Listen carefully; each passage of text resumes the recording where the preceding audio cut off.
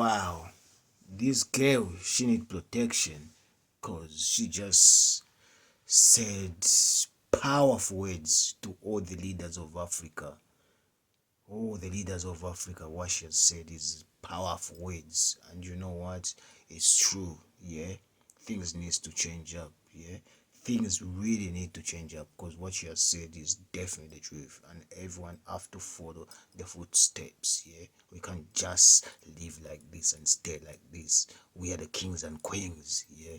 And the most richest continent in the world, yeah? We have all natural resources people need in the world. Like for example, Elon Musk, look, he just a car maker, yeah, he's got a company with they make cars, it's Teslas. But look what is happening, is one of the richest man in the world, yeah, but look at Congo, yeah, that's why he's getting all his, yeah, minerals to make the cars. But look, Congo, yeah, if the man can be rich like that, how Congo will be, yeah? And how whole will Africa will be if we just stand up and fight, get together and say no to certain things, yeah? Burkina Faso has shown the example, Mali has shown the example, and Niger has shown the same example. Let's all go do the same. Ghana should, Ivory Coast should, Nigeria should, South Africa should. There are so many countries and so on I can mention. Let's get together. Don't let be puppets. And guys, listen to what the woman said, and the leaders, all leaders are there listening. I wish they put those words in their heads, yeah, because some of them, they've grown up in colonial, and you know, they are those kind of people like Oye. No young ones can talk above the elders, you know what I mean? But things have to change. This is revolution, yeah? You need to listen to the young ones as well to get some ideas, yeah? Listen to what the girl said. How many more years would it take to build the walls of Africa? Because I was only 3 when I was made to believe that Africa is like a building under construction. And right now I'm over 23 and this continent still feels like it's stuck in its foundations. Because tell me why we have the Dangote capacity yet our infrastructures are still built on structures that scream scarcity. Tell me why we have tech bros in Nairobi, Kenya and South Africa yet we are still suffering digital malaria. Tell me why Africa is walking naked when we have Vicky James, who snatches creativity like the art of Akosed or Tepe Magugo, who weaves stories while making clothing or Sheyi Vodi, whose fashion empire began with a dream and not a body. Why are we like a song without reading, when the blood within our veins carries the beat of Fela and Nicolas Bokuti, when our voice still carries the power of the songs of Lucky Dube? And yes, we are strong, but when we choose to, we are soft as the voice of Brenda Fassie.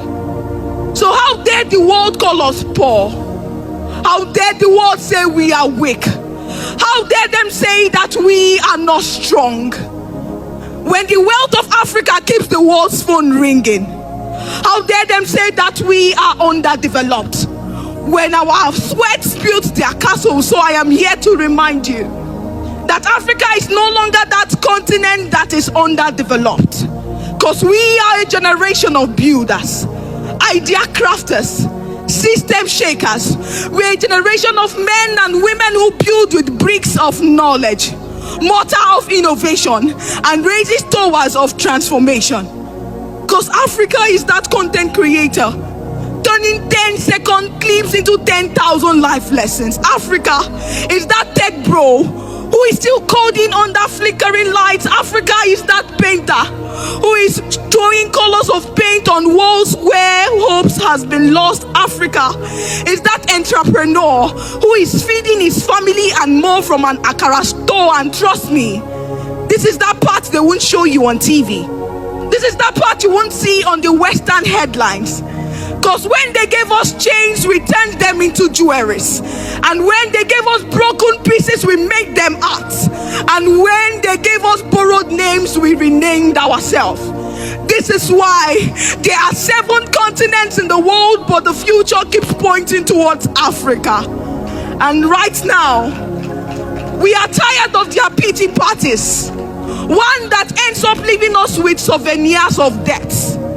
We are tired of borrowing, because we are the mother of civilization, and mothers don't beg, we bet. So right now, we are betting the revolution we need, the transformation we stand for, the Africa that we want to see. Because Africa is like a delicacy in process, and for every delicacy to be made, it takes time, and we are cooking. Check out our farmers, our tech bros, our lawyers, our teachers. We are fire and we are cooking. So this is me telling that young man who still believes in the future of Africa, telling that young girl who braids hair in the morning yet studies with candlelight at night, reminding you that this Africa that we seek is one that we can raise with our own hands. So never again would we go back to the world begging for aid, because we are no longer that chick that depends on the white for food. So right now, I am reminding you that they say that greatness is never built in a day, and the Africa that we seek would be built over time when we decide to rise, when we decide to take our responsibility, when we decide to focus on what we want and the nation, the continent we seek. Thank you. Here is another bold speech from Young Lady that has touched the hearts of millions across Africa.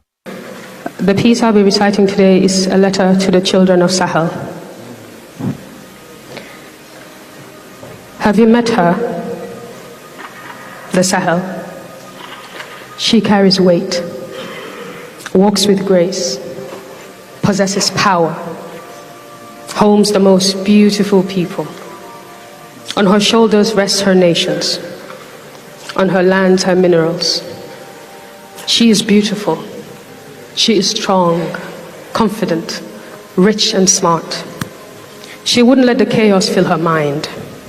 She reminds us, as I read this letter, to keep her safe, that nothing in this world would break us, that she stands firm to rise beyond borders, to rise beyond enemy lines, to remain and unbroken, to remember that her land keeps memories, sad and happy ones, but she implores us to fight and never back down. There is hope, to healing, strength, prayers. This is for you. Regardless of shackles, regardless of truths, regardless of lies, regardless of people, this letter is for you. They are children of Sahel. There are many versions of this story, told by many preachers, sculptors, poets. This author will speak. This author will bite, chew, and spit without remorse. This author will open books you've hidden. She will speak of the past, of men and many others before, a place, a region, a continent, a people unified in ambition, integrity, where the soil understood the language of spades. Men had compassion for the weak. Every book had a home, and every pen knew history. Knowledge then laid carpet on every street before your cousin Timbuktu of ours and burned the library. Men then stood firm with their buckles tight before blades were switched for dresses. You think GMOs could be compared to organics? Don't misinterpret delusion for reality. You talk about wealth. We're the people of Africa, rich in culture, knowledge, minerals like you've never seen before. A system built not on blood and greed, a learned people. Bodies healthy enough to serve a lifetime. Their food wasn't tampered with. They knew technology and architecture too. Does it surprise you? They had laws that served God. It was fair and not disingenuous. A system that distinguishes the wealthy and the needy. Not one that takes a piece of your mind for a piece of your minds. Not one with an invisible hand to rule. Not one built on fiscal illusion and a hidden economy. This should be a better and different governance. Not one with an order for a new world, a game of chess. Betrayal as a peak element. A great hypocrisy to divide and conquer. And oh, they scramble for our lands. And anyone with a shred of knowledge, kill them all. Except for traditions and language.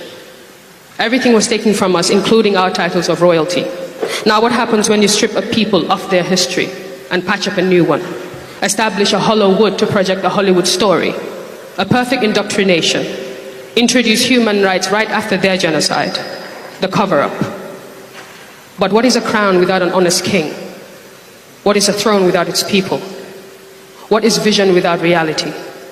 What is knowledge without the past? What is advancement without us, without God? What is truth? I'll tell you.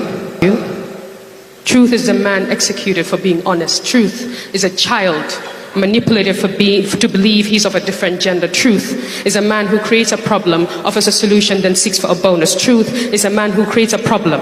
Truth is a facade of independence, the ownership of 90% of our resources. Truth is a fight, blood for the 10% we so own. Truth is the system rigged to suit a few ties and bows and economic terrorism. Truth fights. Truth governs. Fights in truth for truth. Lies lie still. Dressed in political gowns, legislative watches and leather government shoes, convincing us that subservience is right and exploitation is growth. Lies create middlemen to pursue an agenda. I see lies as a bowl of poison, decorated with ugly power. I see lies as an intrusive thought, hell-bent on punishing my thoughts for thinking right thoughts. I see lies as a soldier working against my mind to dig out God's words in exchange for sinning contracts. Lies aren't always a beautiful picture with sparkles and pearls hanging by your bedroom door. Lies are also a prison you do not know of. They said our freedom cost too much. Well, they couldn't afford it. They also said they could be our light. Well, how could they possibly protect us when they hide in the dark? These lies. Listen, how much poison do we take until we can't anymore? What stories are we going to choose to tell? What's our narrative? Our path? Do we tend to live in and for the box like democracy, a beautiful sin? We can't speak the same language because my tongue is tied to the bruises of our past. We need an amendment. The shackles of this prison and the foreseen doom of our future. Like a retired body language, I am tired of reading their rules. How are you going to teach me leadership skills when your pillars are broken? How are you going to teach me rights when you can't right the wrongs? When you right the wrongs? When you right the wrongs? God made us locks impenetrable. He made us shadows to walk on all sides but never against us. Take a look at the mirror and tell me you are not beautiful. Understand you're worth more than pricing. Understand. Tell me God made a mistake. And I swear on my life I will look away walking.